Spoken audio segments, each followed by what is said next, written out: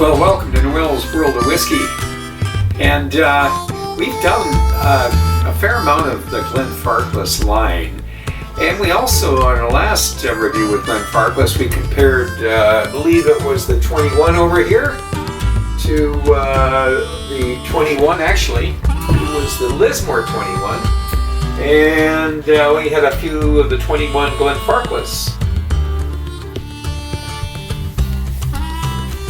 But something happened that I'm kind of excited to tell you about.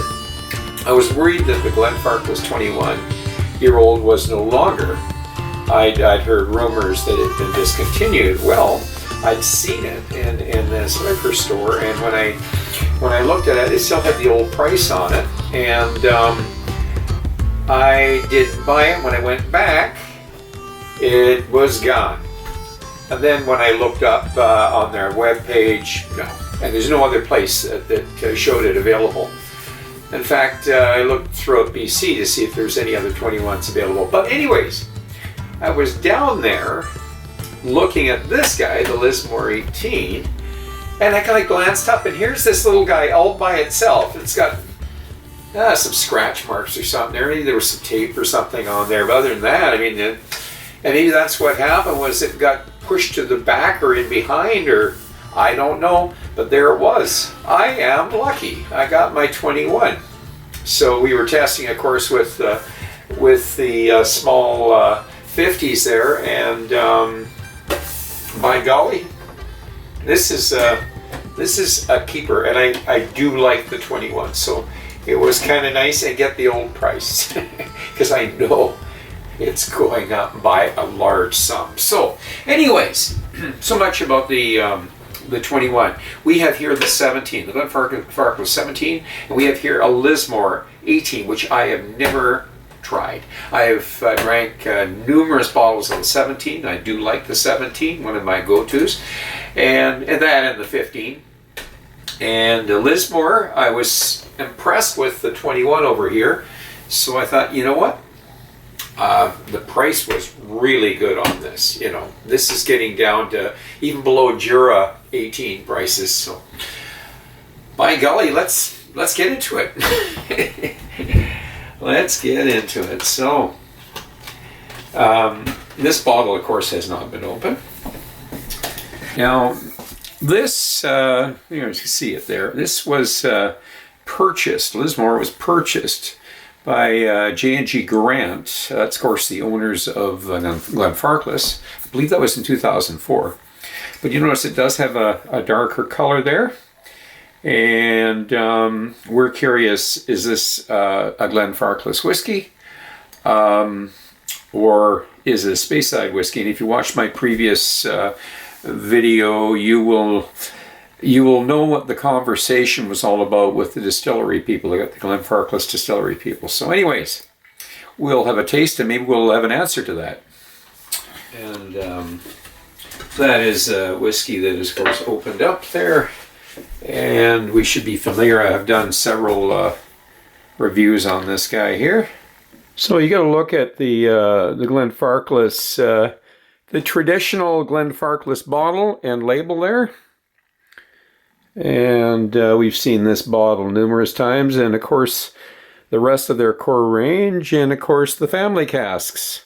Basically, they've got that look. Some like it and some don't. I don't mind it. It's a little bit of the old school. Okay, we'll do the honors.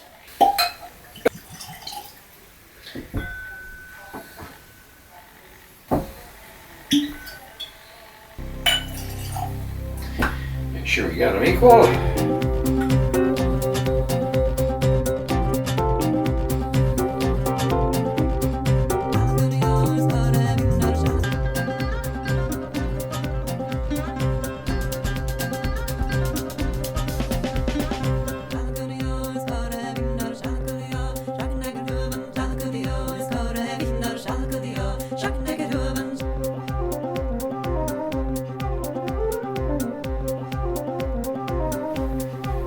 Now, how we're going to work this is that we're going to do the the nose, the palate, and the finish all on one. And then I'll clear my palate, clean my palate, and then we'll do the Glenfarclus. So we'll start off with the Lismore, the nose of the Lismore 18.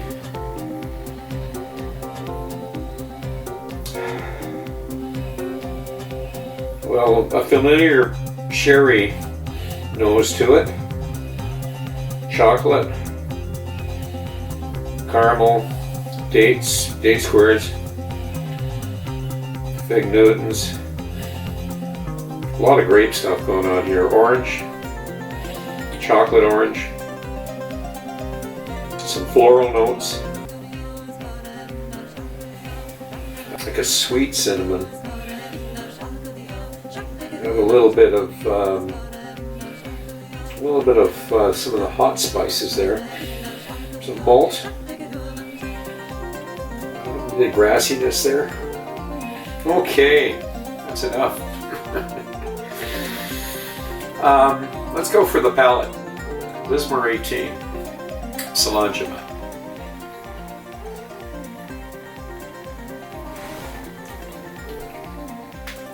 Definitely some body to this. And there is a resemblance to the Glenfarclus line. It's got a wee bit of their signature.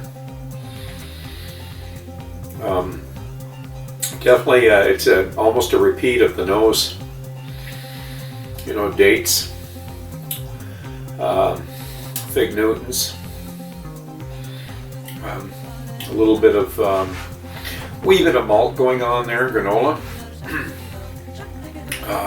A little bit of chocolate. I like the chocolate orange. I think that's a good description of it. Yeah, and the spices. It's got a fair amount of bite for a 43. Almost would have thought it was a 46. Wee bit of the woods coming through. There's some grassy notes. But I mentioned the cherry custard. Maybe more like a cherry cordial. Maybe even some umami notes there. Some savory notes there. But there is a very slight burn. I am going to go on to the development and the finish. Salangima.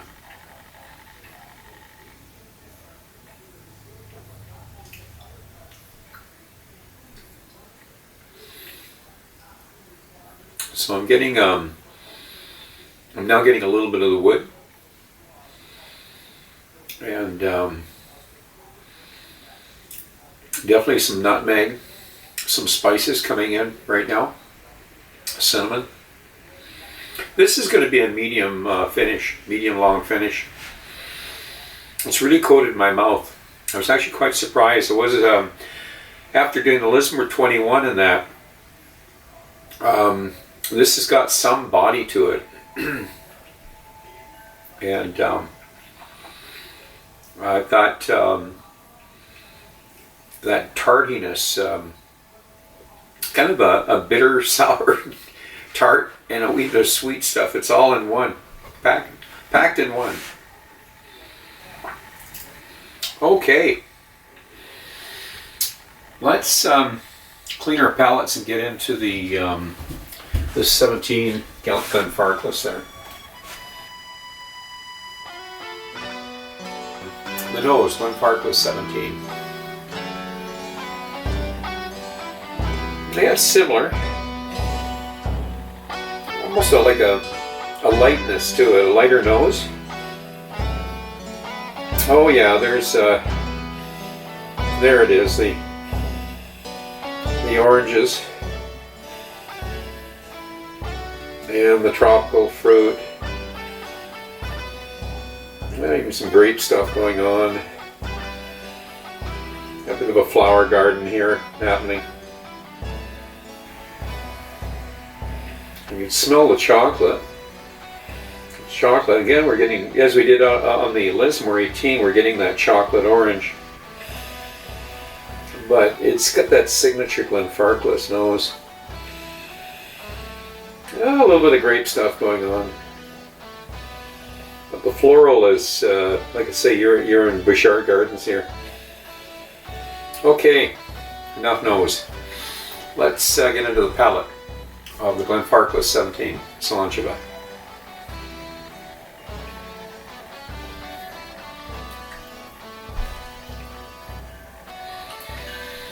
It's almost like the palate is lighter. It's definitely an incredibly, like it doesn't. I'm getting the 43 here. I wasn't there. I was getting almost like a 46, but I better check and see. Pretty sure it's 43, but for some reason, it just seems lighter. I mean, it's definitely got the Glenfarclus signature, but comparing it to this, it's just a little bit. I guess the word smooth. We don't like to hear the word smooth, but it's the best way to describe it. It's just a smoother presentation, and there's no bite. But I am getting similar tasty notes. I'm getting the chocolate orange. I'm getting the lemon meringue. I'm tasting a little bit of I got more of the tobacco in here. This is more of a coffee in the Glenfarclus. I'd say more tobacco notes in the Lismore 18 and more coffee in the Glenfarclus. But I'm going to move right on to the development and the finish. Salangeva.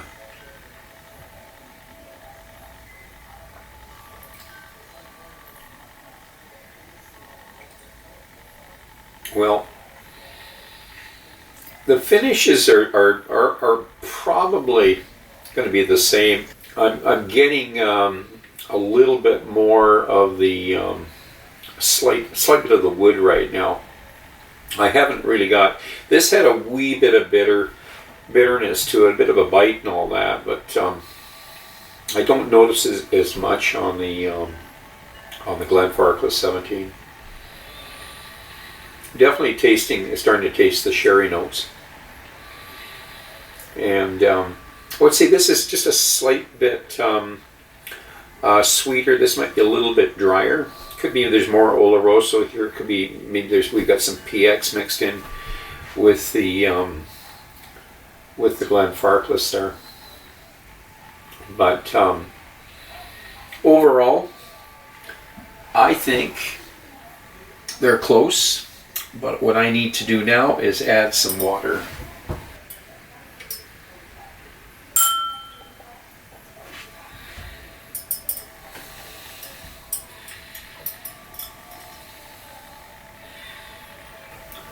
With water, the Lismore 18, and of course I'm going to go right to the palate.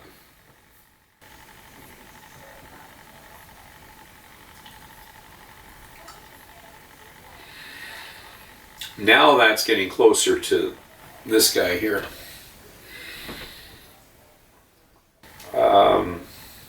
Maybe some almond roca. And got a little bit of, the almond roca, there's some nuttiness to this drink. I should have said that earlier. That's what it is. It's got some nuttiness to it. But slight bit of malt still hanging there, but it's I'd say it's dominated by the orange chocolate, and the tobacco notes have kind of faded a little bit. I mean, they're sort of there off in the distance. Maybe they're morphing a little bit more toward coffee. Like I say, it's closer to the Glenfarclus 17 now. There is some sweetness now to this. And the water just seemed to bring out, I'm going to say date squares, some Macintosh toffee. The tropical fruits are starting to show. You know, the mangoes, maybe a little bit of apricot. It's an excellent dram. Let's move on to the Glenfarclus 17. Salangeva.